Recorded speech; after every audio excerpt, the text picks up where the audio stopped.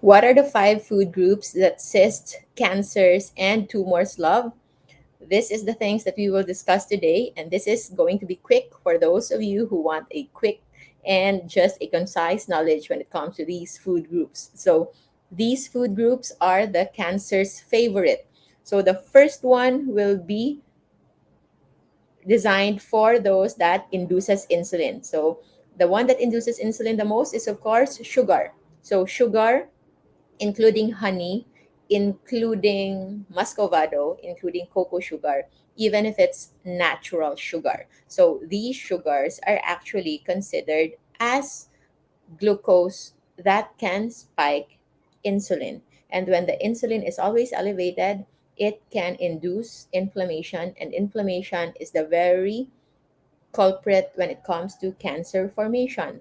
And cancer cells feed on glucose. They also feed on other things like glutamine, but glucose is the primary source. So another would be grains. So grains, including their byproducts, like grains like corn, like rice, like wheat, and their byproducts like corn chips, bread, cookies, pasta, anything that's using regular flour, even to some extent, root crops or the starch like potato, French fries.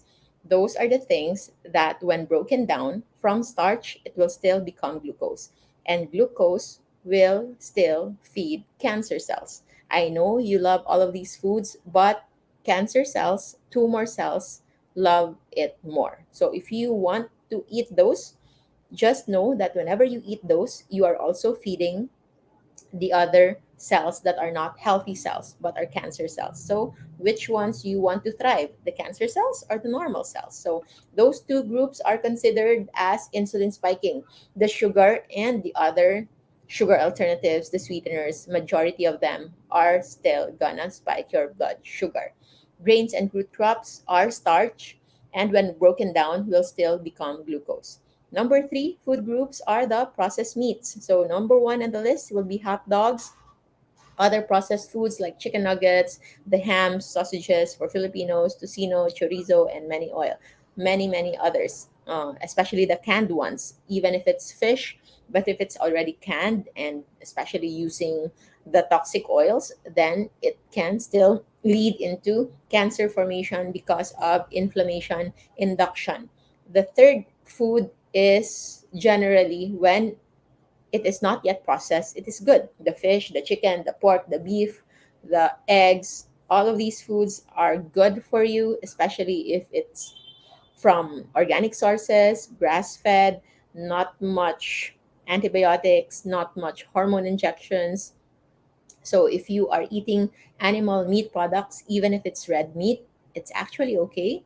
But the moment it is already processed, the moment it already has a lot of food preservatives, especially if you eat them with the top 2 foods that feeds cancer cells, then eating these will only add more problems. So the fourth group would be the seed oils. Number 1 on the list would be canola. Why? Because the majority in the world, I think 99% of the people in the world believe that canola is the best oil.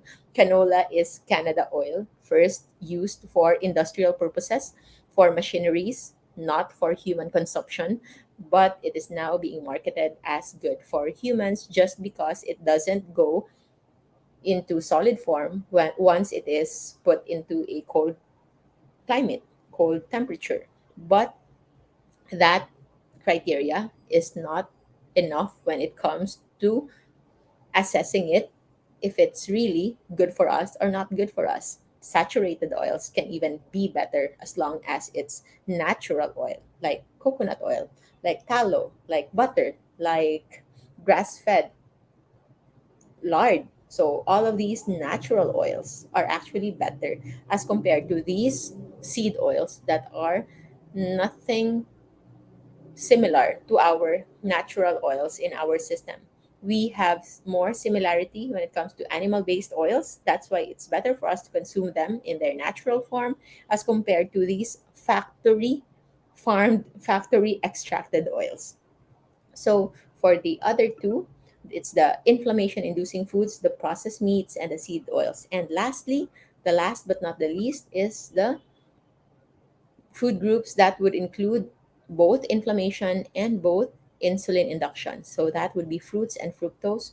So fruits is made up mostly of fiber, vitamins, and minerals, but it is also loaded with fructose and glucose. If you want the vitamins and minerals, you are better off eating vegetables. If you don't like vegetables, then there's no need. You can just eat mostly natural meat, seafoods, eggs, all of those you can eat. But if you choose to have micronutrients, vitamins, and minerals coming from plants, you better choose the non starchy vegetables, because right now the fruits that we have are no longer organic, no longer seasonal, no longer locally available, locally sourced, no longer natural when it comes to their form. These fruits are now loaded with fructose and glucose. Glucose will induce your insulin, and fructose will induce your inflammation in the body when taken too much, especially that people in the Philippines can eat a kilo of mango in one sitting, can eat a whole bunch of bananas in one sitting, in one meal, like it's nothing, just because it's healthy. But maybe you are already doing it and overdoing it to a point that you are already feeding normal cells and helping them transition into tumors and helping them transition into cancers. So, fruits and fructose are both insulin spiking and inflammation inducing. So, it's the inflammation, insulin, or both, which would include the sugar, honey, muscovado, and everything sweet, even if it's wild honey, then the grains and starch, and of course, the processed meats. You are better off eating real meat.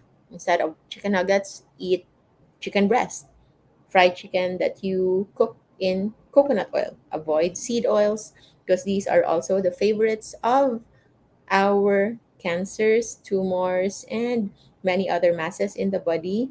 And lastly, too much fruits and fructose. If you have to eat fruits, eat it in moderation. Eat only the seasonal ones, the ones that doesn't have preservatives, the ones that doesn't have pesticides, the ones that are locally sourced. If you don't have that, it's not a worry. We can live without fruits. You can just eat vegetables. And even if you don't want vegetables, we can even live without vegetables. So that's the promise that we have to inform you as much as we can for those things that we know are best. So those are the 5 food groups that cysts, cancers, and tumors love. And we just finished our cancers and tumors live Q&A today. We do a Sunday interactive session, and I hope if you wish to know more, you can search on your own and try to look for better alternatives. Stay low carb and stay on the safe list of our food list. And if in case you are interested, we have a low carb and fasting masterclass ongoing for tumors and cancers. But that's it for today. I hope I'll see you in our another video. Thank you so much, and always remember to stay low carb so that we all stay safe. Goodbye, everyone. Have